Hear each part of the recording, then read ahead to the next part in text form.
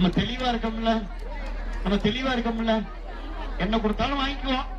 ஓட்டு ரெட்டலைக்கு தான், ரைட். என்ன கொடுத்தாலும் வாங்கிக்குவோம். ஆட்சி இனிமே அதிமுக தான், ரைட்.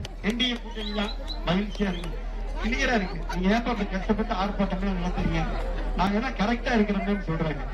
கொஞ்சம் பக்கத்து வீடு, எழுத்த வீடு, முன்னாடி வீடு, பின்னாடி வீட்டுல ஏதாவது இந்த ஆத்தாக்கள் கரெக்ட் பண்ணிருங்க. கபக்கன் போட்டுருங்க, இல்லன்னா தலையாவணி வச்சு முடிச்சிருங்க. ஆமா, கணக்கு வழக்க சொன்ன மாதிரி நீங்க பார்த்து வேற ஏதாவது நினைச்சுக்காங்க. கரெக்டாமா எல்லாம் பாத்துக்கிட்டீங்கல்ல? நம்ம ஆட்சி வரணும்ல, ரைட். அதுதான் சப்ஜெக்ட்.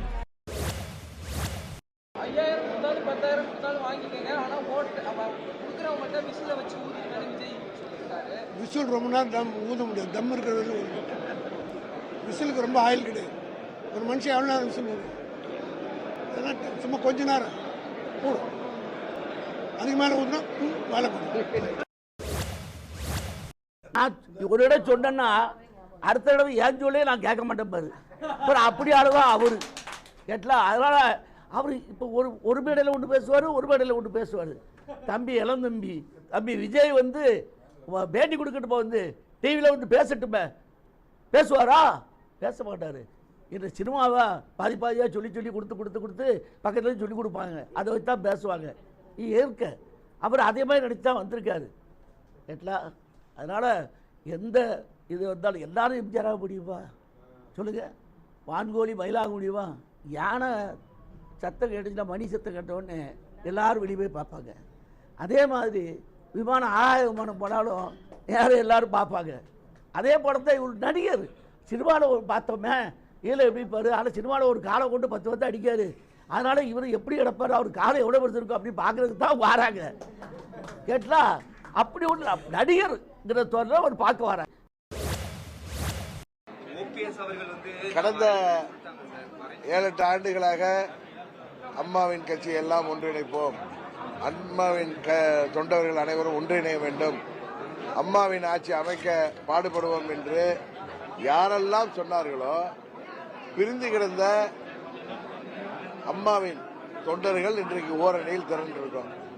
இன்னும் ஒரு சில பேர் வெளியில் இருப்பவர்கள் தங்களுக்கு என்ன பலன் என்பதை பார்க்காமல் அம்மாவின் ஆட்சி அமைய வேண்டும் என்று அவர்கள் கடந்த 7-8 ஆண்டுகளாக சொல்லி வருவது உண்மை என்றால் அதற்கு அவர்கள் உறுதுணையாக இருக்க வேண்டும். இல்லை என்றால் தமிழ்நாட்டு மக்கள் அவர்களை புறந்தள்ளி விடுவார்கள். அம்மாவின் தொண்டர்கள் அவர்களை அடையாளம் கண்டு ஒதுக்கி விடுவார்கள்.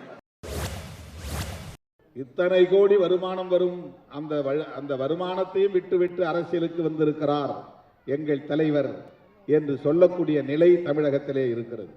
திரைப்படத்துறையிலே வருமானத்தை விட்டுவிட்டு அரசியலுக்கு வந்து விட்டார். ஆகவே அவரை முதலமைச்சராக்க வேண்டும். ஊராய் செல்ல வேண்டாம், மக்களுக்காக போராட வேண்டாம், வழக்குகளை சுமக்க வேண்டாம், தடியடி வாங்க வேண்டாம், சிறைச்சாலை செல்ல வேண்டாம், ஏகம் எதுவும் செய்ய வேண்டாம். திரையில் தோன்றினால் தமிழ்நாட்டின் முதலமைச்சராகிவிட முடியும். எல்லா மாநிலங்களிலும் திரைக்கலைஞர்கள் இருக்கிறார்கள், இயக்குநர்கள் இருக்கிறார்கள், சூப்பர் ஸ்டார்கள் இருக்கிறார்கள். அமிதாப் பச்சன் இந்தியாவிலேயே புகழ்பெற்ற சூப்பர் ஸ்டார் தான், ஆனால் அவர் முதலமைச்சராக ஆசைப்பட்டதில்லை. கேரளாவிலே அப்படி பல சூப்பர் ஸ்டார்கள் உண்டு, மம்முட்டி போன்றவர்கள், அவர்கள் முதலமைச்சராக ஆசைப்பட்டதில்லை. இது இந்தியாவில் எந்த மாநிலத்திலும் இல்லாத ஒரு நிலை. என்ன நினைச்சுங்க, ஒவ்வொரு முறையும் என் மனசுல எவ்வளவு வலியை தாங்கிட்டு இருக்கிறேன், எவ்வளவு பழியை நான் தாங்கிட்டு இருக்கிறேன், எவ்வளவு சுமையை நான் தாங்கிட்டு இருக்கிறேன். நான் அங்க இருக்கிறவங்க எல்லாமே கூலிக்கு வேலை செய்யறவங்க, அவ்வளவுதான். ஒவ்வொரு முறை என்ன நினைச்சுக்குங்க, எவ்வளவு நான் மட்டும் எல்லாத்தையும் சுமந்துக்கிட்டு நான் மட்டும் வேலையை பார்த்துட்டு போயிட்டு இருக்கேன். இல்ல நான் ஐயா இப்போ குழந்தை மாதிரி ஆயிட்டாரு. ஐயா கிட்ட தினம் இவங்க பொய்ய சொல்லி சொல்லி சொல்லி ஒரு மைண்ட் அப்படியே ஒரு மாதிரி மாத்தி வச்சு ஒரு விரிசலை ஏற்படுத்தி ஒரு பிளவை ஏற்படுத்தி என்னென்னமோ எவ்வளோ பொய்ய சொல்லி சொல்லி சொல்லி பண்ணிட்டு அங்க இருக்கிற சுத்தி இருக்கிற இந்த துரோகிகள் தீய சக்திகள் எல்லாம் சேர்ந்து ஒரு மாதிரி ஐயாவை மாதிரி பண்ணி இன்னைக்கு கூட பொய்ய சொல்லித்தான் இருக்கிறாங்க. ஐயா நமக்கு கட்சி வந்துடுச்சு, சின்னம் வந்துடுச்சு, எலெக்ஷன் கமிஷன் சொல்லிடுச்சு, கோர்ட்ல சொல்லிட்டாங்க, கோர்ட்ல வெற்றி வெற்றி வெற்றி பட்டாசு வெடிச்சு பொக்கே கொடுத்து அசிங்கம். மோடி இந்தியாவிற்கு ஏற்ற தலைவர் கிடையாது. அவர் இன்னைக்கு மட்டும் இல்லை, குஜராத்தின் முதலமைச்சராக இருந்த பொழுதே இந்த நாட்டில் ஒரு வெறுப்பரசியலுக்கு அகரம் எழுதிய தலைவர் நரேந்திர மோடி. இன்றைக்கு ஒரு தன் முனைப்பும் தான் என்கிற அகங்காரமும் அவரை ஆட்டி படைக்கிறது. ஆகவே RSS பண்ணையில் வளர்ந்த ஒருவர் நன்மை செய்வார் என்று நாம் எதிர்பார்க்க முடியாது. இன்றைக்கு அவர் சொல்லுகிற வளர்ச்சியெல்லாம் அத்தானியின் வளர்ச்சியும் அம்பானியின் வளர்ச்சியும் தான்.